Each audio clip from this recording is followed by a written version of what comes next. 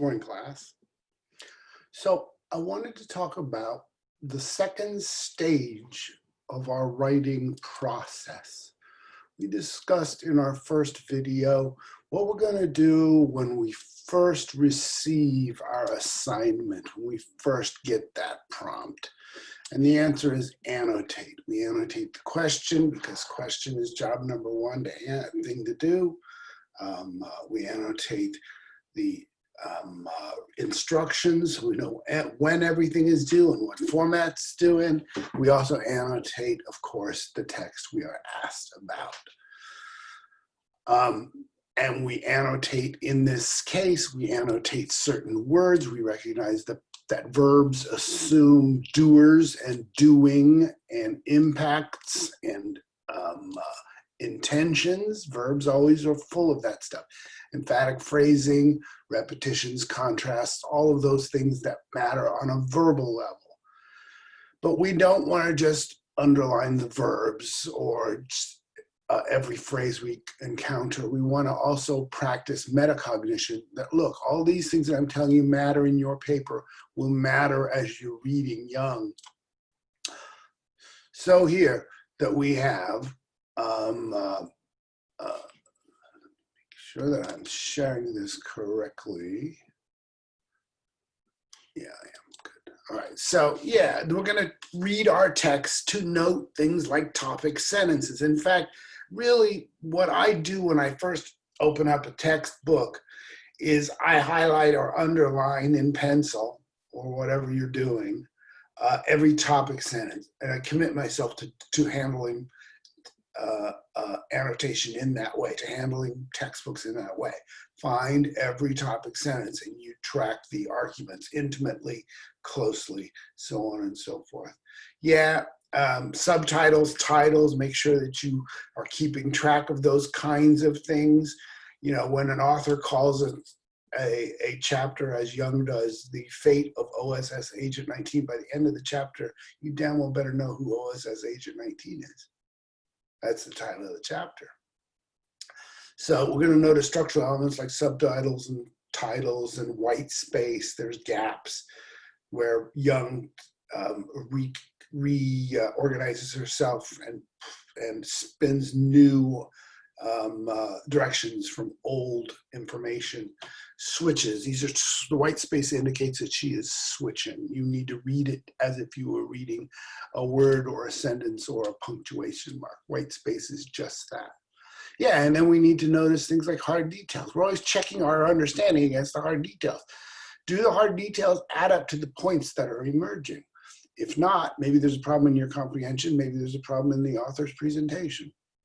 You see this, what's going on here. So we come here out of after we've been holding down details, looking at the author's show, we arrive at our thinking, focusing, thesis creation stage.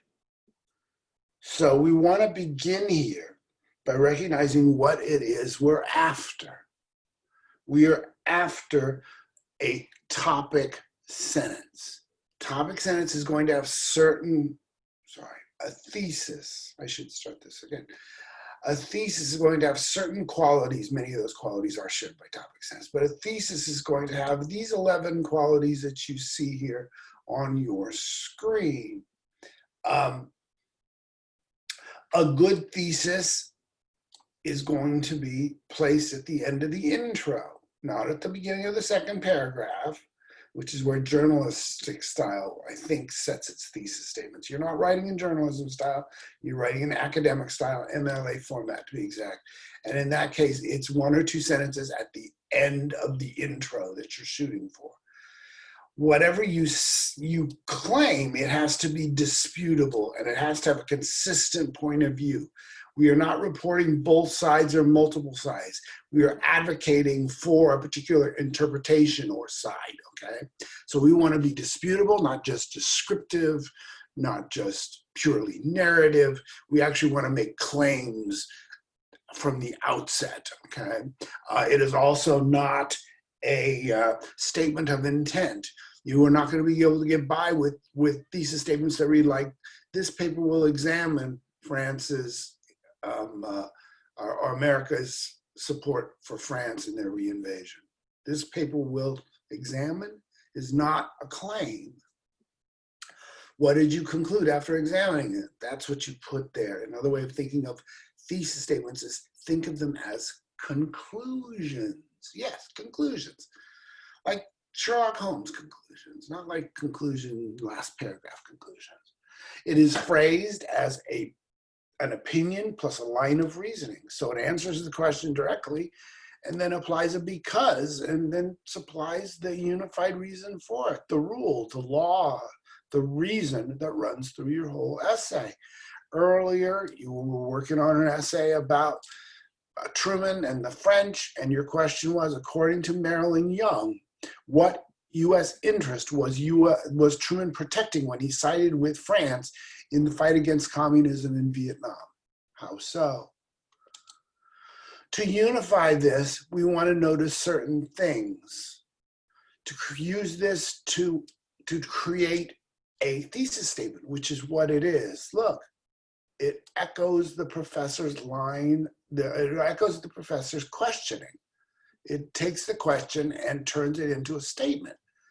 So what interest was Truman protecting when he sided with France in the fight against communism in Vietnam? In supporting France with arms, training, and money, the Truman administration was protecting economic interests. There we go. That's the unifying point. This is disputable. It's supported. It's presented as an opinion.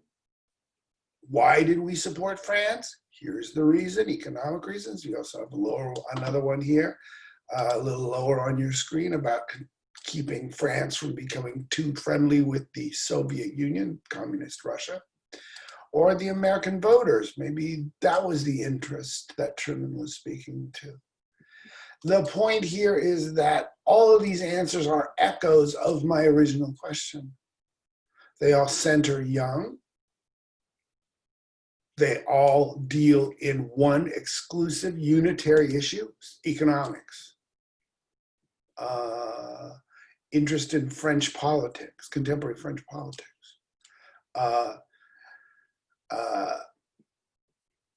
Protecting American voters from pointlessly hyped threats of communism coming to America. Okay. All of these are substantial and working reasons, rules. So what we're after here then is a statement that doesn't use and, also, or as well as, but uses what you'll find under the file page, under the PD linking words PDF. I would like you to use these words in your thesis statements and your topic sentences. These words are much better than and. Okay, let me explain, let me exemplify. Let's say you have A, B, and C to cover in an essay. You've got an A section, a B section, and a C section. And I see early on that you're going to connect them, and in the thesis statement, you've connected them with the word and. You have reason 1 and reason 2 and reason 3, or if you prefer, reason A, reason B, reason C. And.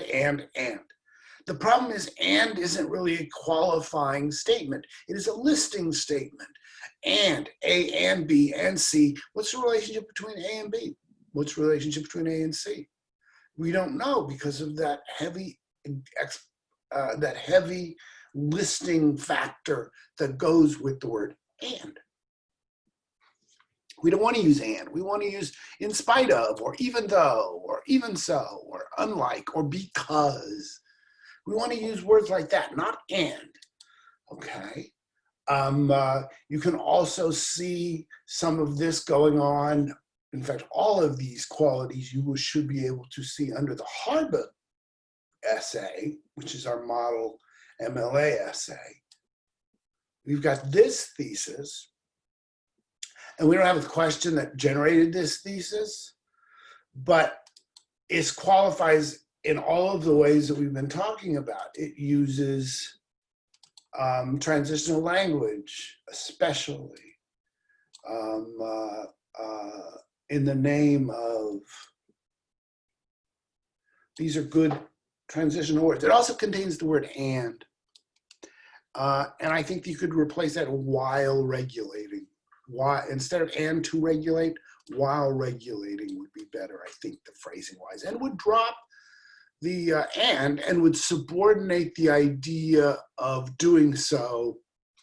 I'm sorry, would subordinate the idea that of healthy eating choices being just part of shaping healthy policies. All right, so you would subordinate that to the healthy eating choices to shaping health policies. So you see and working there, and you could replace it with a while, and it would be quite meaningful in the development of your essay, in what you choose to emphasize. All right, yeah, it's gonna echo the teacher's question. Next qualification point is it's got to be exclusive. Whatever you argue, you must argue it in such a way that your topic is treated as one of a kind. Whatever you say about your topic in your thesis statement has to apply only to your topic, only to your topic.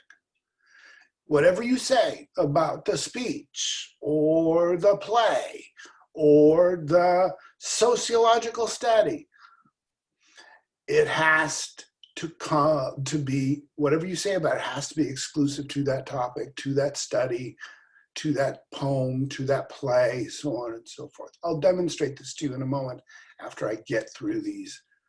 There's the transitional expression. We avoid negation. We don't want to argue nevers or nots. It's a dead end. Try to avoid using, well, it's not this and it's not that and it's not this and it's not that. Well, start your argument with what is it. That's where we are. So avoid negation. It's a logical dead end to try and prove a negative. It is a map of the thesis. It's a map of the essay's development, even if in the past you have used first, second, and finally as a way to indicate the development, the placement of topic sentences in a 5-paragraph essay. We want to push you past that, although you'll learn this lesson that first X, second Y, finally Z, is not an actual thesis. It's called an order of proofs, and orders of proofs are optional. You don't need them. What you need for sure is the primary unification of the central claim, economic interest, or interest in keeping France from becoming communist like Russia. What's the central reason? What's the central unity? And then we develop this through the writing process. In other words, whatever we're going to argue, we're going to recognize that we've got to learn what we're arguing. So we learn by writing. Writing is learning first, then you present your argument, but you don't know what you're going to argue. So we go to our writing process. And we want to talk about how we get to step 9, the presentation of a working thesis.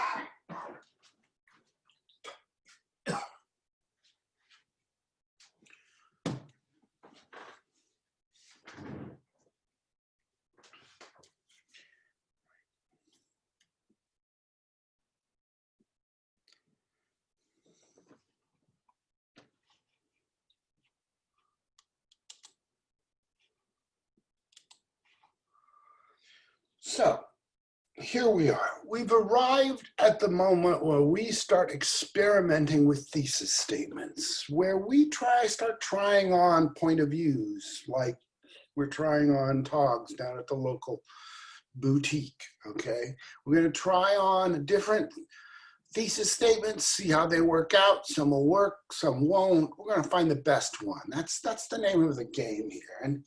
And the name of the game begins after you've done your textual annotation with rereading the question.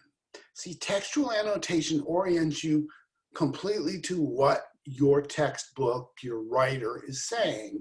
You threw yourself into Young and picked up on so many strands, so many arguments, so much information. And you needed to do that to understand and appreciate Young. But I've only asked you about one element of Young. And if you are not prepared to go from thinking of Young globally to thinking about my question specifically, you're going to miss out on answering my question. So step number 5, after all, I've done my annotations and I've kept track of all of the things like white space and chapter titles, and hard details and stats and numbers, and thought about what the writer is saying with all of these capsules of information. My next step is reread the question. Again, I lost myself in the text. Now it's time to reorient myself towards what I've been asked about. Job number 1, answer the teacher's question. We're going to go about doing this by free writing and brainstorming and clustering in order to sort of move information around without ever really losing track of the big picture. That we can go into some details within the big picture without losing the big picture itself. So what we're going to start by doing is writing down every single potential answer to the question. You can do this, you want to do this by hand, okay? You want to do this by hand. You want to do this either typing on your keyboard or by hand with a pen or pencil on a piece of paper. Fill the page with every possible answer. Don't censor yourself on correct versus incorrect answers. You'll come back and think about that, and you'll likely come to the same conclusions. But sometimes things that you reject outright do become valuable later on. So don't at this point do anything other than just fill up every possible answer. No grammar, no spell check. We don't worry about punctuation. We just write down every potential answer. We want to fill a pool with answers so we can keep coming back to the pool to dip into it. Anything that violates your flow, that slows you down in this collecting of answers within this pool, is a detriment to you having as many answers as possible. If you think in English, free write in English. If you're thinking in Mandarin or Japanese or Russian or German, if you're thinking in Latin, free write in Latin. And I'm serious about this. Your ESL teacher's not going to like me for saying this, but we need to free write, brainstorm in our own language, in the language that we dream in, in the language that we think in.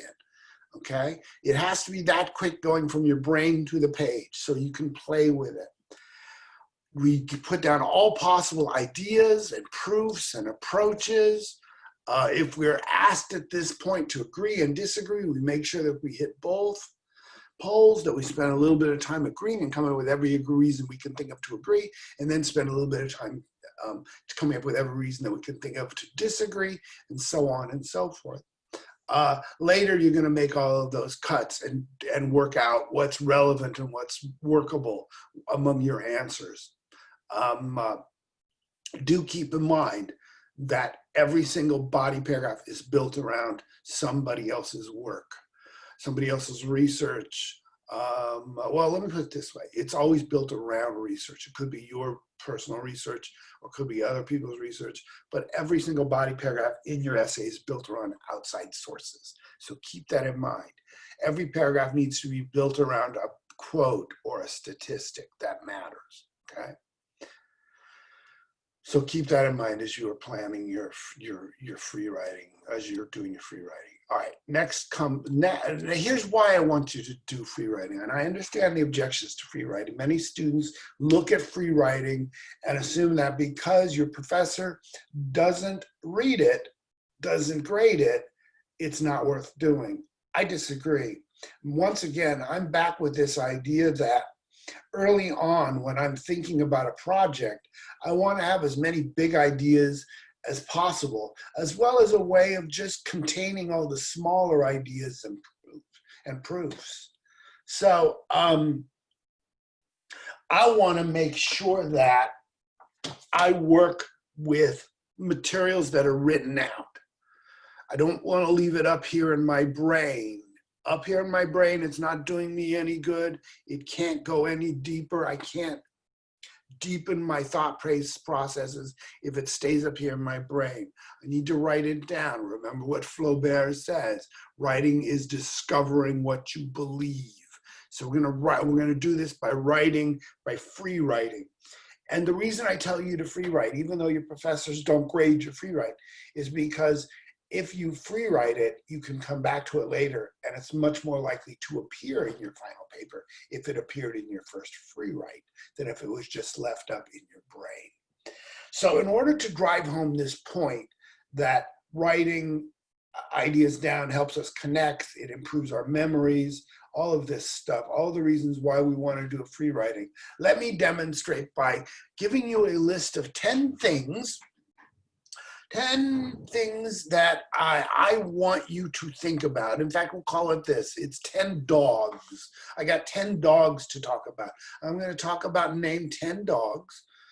And then after I'm done with naming these 10 dogs, I've got some basic questions. What we'll notice when I ask the basic questions is the harder I make you think about particular dogs, the more you forget all the other dogs on the list. Check it out. 10 dogs. Listen to my dogs, don't write it down. That's cheating, although it would drive home my point. The first dog is a German Shepherd. The second dog is foaming at the mouth. The third dog is brown. The fourth dog is in a car. The fifth dog is a dachshund, a wiener dog. The sixth dog is rabid. The seventh dog is dangerous. The eighth dog has no legs. The ninth dog is a Sheltie, a mini collie. And the 10th dog is house trained. Now, in this list of 10 dogs that I named, I mentioned 3 breeds by name. What 3 breeds did I mention? Pause the video for a moment, and I'll tell you which 3 I named. I named a German Shepherd, a Dachshund, a wiener dog, and a Sheltie, a miniature lassie. I mentioned those 3. Real quick, is number 2 number 7? Can dog number 2 be dog number 7? Oh, but you were so clear about the 3 breeds. What happened?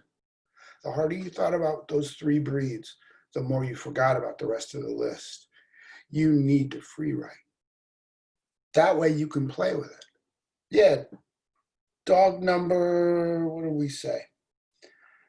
We said it was dog number 7. Dog number 7 is dangerous. I think I said dog number 2. Yeah, dog number 2 is foaming at the mouth, and foaming at the mouth dogs tend to be dangerous. What do dogs numbers 4 and 8 have in common?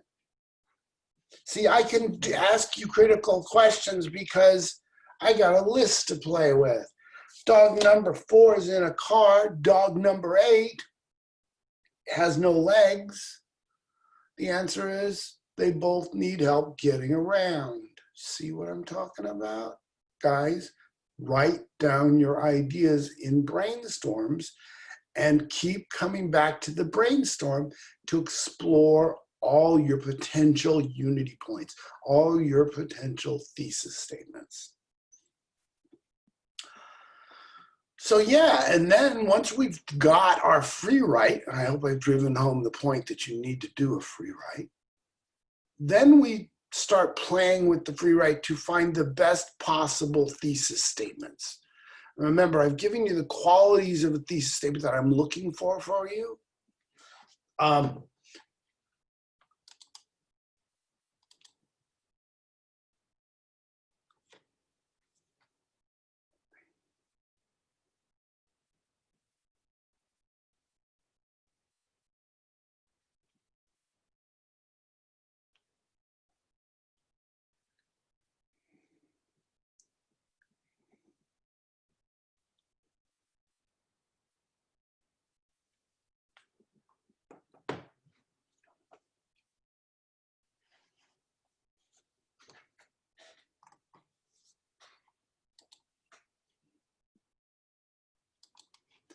So let's resume here with this idea. I'm sorry, sorry to interrupt there.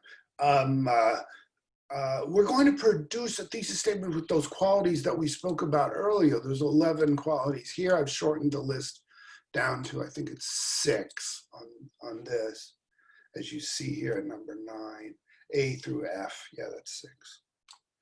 Okay, it's the same thing, but it's 6 of them. I want to demonstrate exclusivity for you in a moment, this one quality that really needs to be emphasized, but we're still getting there. We're still trying to figure out what our potential thesis statements are and how we will go about, well, what our potential thesis statements are and what kind of reasoning we will associate with them.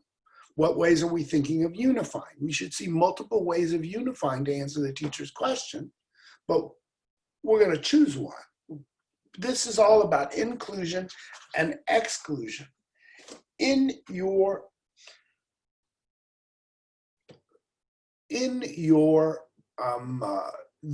this particular stage of the writing process, what you're doing is you're determining what you're going to argue.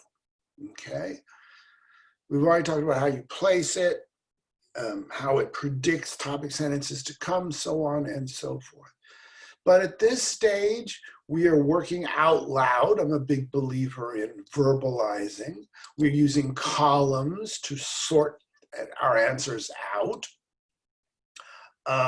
We do a little further research if we need to.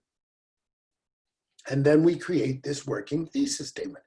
And I really want to talk about this one. Yeah, this is the one. Whatever we say in a thesis statement, yes, it's got to be placed at the end of the introduction. Yes, it's got to be 1 or 2 pages, 1 or 2 sentences long, blah, blah, blah, blah, blah. But it also has to be exclusive. And this is what I mean. Take this thesis that I got back in the early 1990s, okay? And examine it. This is a thesis for a problem solution essay. You see here highlighted on your screen. Airplane crashes can be prevented by improvements in pilot attention, training, and technology. All right. On the surface, and sure enough, when I first encountered it, I thought this looked like a going concern, a decent thesis statement with a map attached to it and everything. I thought, oh, okay. So the first paragraph after the intro will be about attention. The second paragraph after the intro will be about training. The third paragraph after the intro will be about technology, and then we'll get the conclusion. So 5-paragraph essay. I like that this is an important problem to solve. Airplane crashes are freaking scary. So everything is going here. It's a real problem. It seems to indicate a real solution. But let's test it and see if we are really solving airplane crashes with this thesis statement, because that's really what it's trying to do. This thesis statement is designed to save lives. So does it? Let's find out. The way I test it is what I call the airplane crash test. Okay. What you do here at this step 8E, as you're checking your thesis statement, is check it against related subjects. So here we go. Let's take a different kind of accident. Not airplane crash. Let's take ditch digging accidents. Every year, people die digging trenches when trenches collapse or flood or they touch electrical lines or whatever it is. So every year people die in ditches. Can we use the same approach for fixing ditch digger deaths that we used to prevent airplane crashes? Let's look in detail. First suggestion here is we want digger attention improved. Yeah, you know what? If we got diggers to pay more attention during the boring stretches of their work, if we turn certain boring stretches of their work into game or made them report in writing what they were doing during these boring periods, maybe they'd be paying better attention.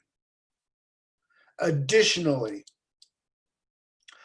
digger training. Yeah, if we train diggers better, they'd recognize collapsing ditch walls before they happened.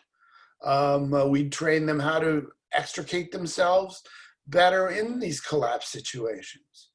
So what we're doing here is we're recognizing, and then technology. Yeah, there's probably improved technology for ditch diggers in terms of measuring wall strength and whether things are going to hold up and so on and so forth.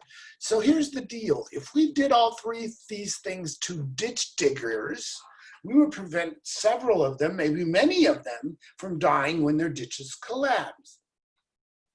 But back up. I made the claim that doing these things can prevent an airplane from crashing. Digging a ditch and flying an airplane is not the same fucking thing. We don't want to mix these things up. Any advice you'd give to an airline pilot should be specific to the airline pilot, to aviation. If it's more generally about technological or accidents, it's very likely to be hit and mostly miss in terms of its relevance. Check it out too. We can try a different tragedy, a different difficulty. Why not crib deaths? Instead of airplane crashes, instead of ditch digging, why not crib deaths? Every year, babies die in their cribs. How do we prevent this terrible thing from happening? Well, why not improve parental, this will sound familiar to you, attention, training, and technology? Well, if we do the right kind of education classes, we can maybe help parents pay better attention. If we do those classes and really train people, then in fact we are really truly training people to avoid this tragedy where an infant dies in its crib. Technology, yeah, I'm sure there are baby monitors that can help in this way. So once again, we've seen that this solution to airplane crashes applies completely to a wholly different problem. I even give you this silly example. It applies if you use this problem. If you want to solve men peeing on the toilet seat, why not get their spouses involved in their attention, training, and technology? Put a little sign over the toilet that says, please pee in the water. That's attention. Training. Ooh, we can do positive or negative reinforcement. If you've had Psych 101, you know what that is. And technology. I'm sure the Japanese have an alarm that goes off when people pee on the toilet seat. So if I follow all three of these, I'm going to prevent my spouse from peeing on the toilet seat. But wait, those are the same suggestions you had for preventing an airplane crash. That can't be physically possible. These are completely different callings, completely different phenomenon. So would I revise this thesis? I wouldn't even revise it, because here's the truth. I don't know anything about aviation. All I could tell from this was neither did this writer. Think of it this way.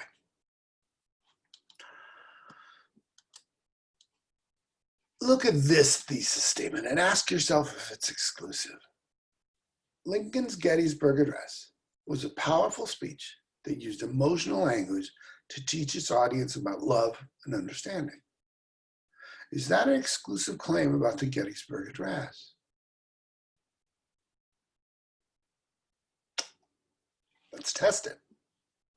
Can we say the same thing about another speech? Let's go with Obama's first inaugural address.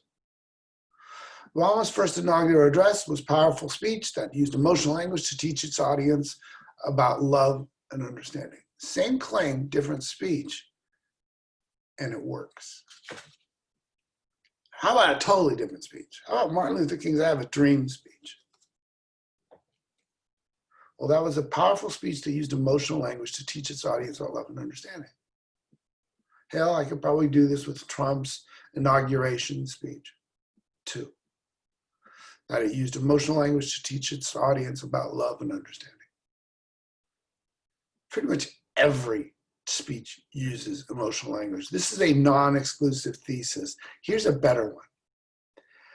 Stick to the Gettysburg Address. Lincoln's Gettysburg Address used images of ghosts and the Civil War dead to drive home to its audience that a nation facing the end of the Civil War must be prepared to face its losses in the name of its ideals of freedom for all Americans.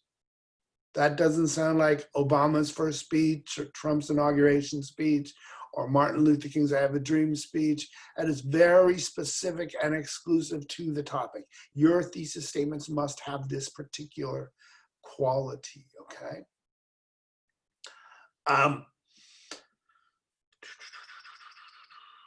Yeah, and that's what you're going to produce as far as a working thesis. It will be placed at the end of the intro. It'll be 1 or 2 sentences long. It'll be a disputable claim with a consistent point of view.